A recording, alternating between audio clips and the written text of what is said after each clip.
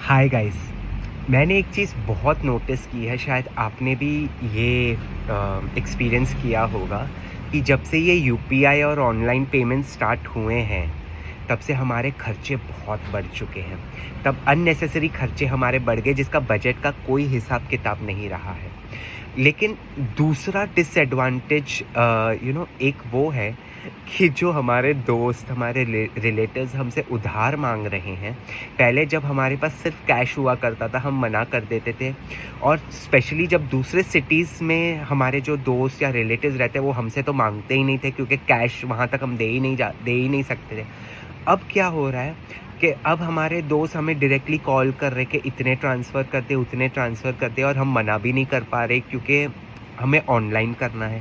पहले एक ऑप्शन तो था मना करने का कि भाई कैश हाथ में नहीं है, तो मैं तुम्हें नहीं दे सकता। अब तो डायरेक्टली ऑनलाइन ट्रांसफ़र हो रहा है, तो अब कोई बहाना भी नहीं रहा है, और अननेसेसरी हमारे खर्चे भी हो रहे हैं।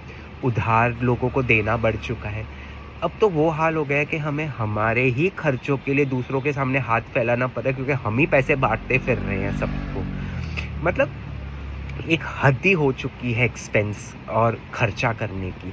ये इतना कन्वीनिएंट हो चुका है। पहले क्या, कैश जब हाथ से जाता था ना, हमें थोड़ा चुभता था जब पैसे ख़त्म होने आते थे। अब जब पैसे ख़त्म हो जाते हैं ना, फिर भी हमें वो बात चुभती नहीं है, बिकॉज़ हमें पता है कि हमारे बैंक में बैलेंस है, हमारे बैंक में पैसे पड़े हैं। अगर हमारे पास कैश नहीं हुआ, तो हम ऑनलाइन पेमेंट कर देंगे। हम 10-10 रुपए के लिए ऑनलाइन पेमेंट कर देते हैं। मतलब कि कभी-कभी ऐसे मैंने नोटिस किया है कि जहाँ पर कुछ ज़रूरत नहीं है, वो भी हम खरीद लेते हैं। क्यों? क्योंकि हमारे हाथ से हार्ड कैश नहीं जा रहा है। जब तक हार्ड कैश नहीं जाता ना, वो हमें चुभता नहीं है। तो उसका कोई रिकॉर्ड्स नहीं है। महीने का मिसलेनियस यूपीआई पेमेंट्स अगर आप देखने जाओ ना, आपके पास कोई हिसाब नहीं है कि आपने कहाँ-कहाँ खर्च किया है। And it's not a good sign for investment. इतने पैसे अगर हमने इन्वेस्ट किए होते, तो सोचो हमें रिटर्न्स कितने मिल जाते। इसलिए जब भी आप ऑनलाइन पेमेंट करो, या जब भी आप किसी को पेमेंट दो ना, उस पे नीचे कमेंट में लिख दिया करो कि किस चीज़ के आपने खर्चे किए हैं। In the end of the month आप उसके रिकॉर्ड्स निकालो और देखो कि कितने अननेसेसरी खर्चे हुए हैं, जो आप शायद बचा सकते थे।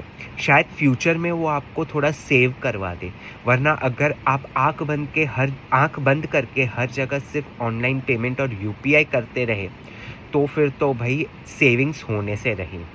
सेकंड थिंग, मुझे ये लगता है कि चाहे हार्ड कैश हो, या चाहे यूपीआई पेमेंट्स या ऑनलाइन पेमेंट्स, कोई भी मोड से आप अपने फ्रेंड्स या रिलेटिव्स को पैसे दे रहे हैं, प्लीज़ मेक श्योर वो आप उन्हें दो जो वापस करने की नीयत रखें।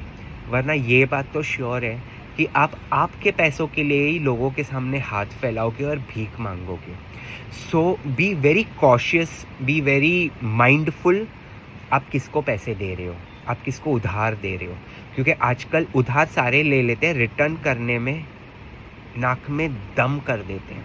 इसीलिए जस्ट बी वेरी माइंडफुल आप किसको दे रहे हैं। और यूपीआई पेमेंट्स जितना कम हो उतना करने की कोशिश कीजिए। That will save you more. Really मैं बोल रहा हूँ, आई हैव एक्सपीरियंस्ड इट। मैं फिर से आई ट्राई 90% में कैश देने का, क्योंकि मेरे एक्सेस बहुत खर्चे हो रहे थे यूपीआई से, जिसका कोई लिमिट नहीं था, जिसका कोई रिकॉर्ड्स नहीं था। आप भी देखिए, आप भी कंट्रोल कीजिए यूपीआई पेमेंट्स, फिर देखिए कहीं ना कहीं आप थोड़ा बहुत तो सेव कर ही लेंगे। अगर ये वीडियो आपको अच्छा लगा तो please do like, share and comment.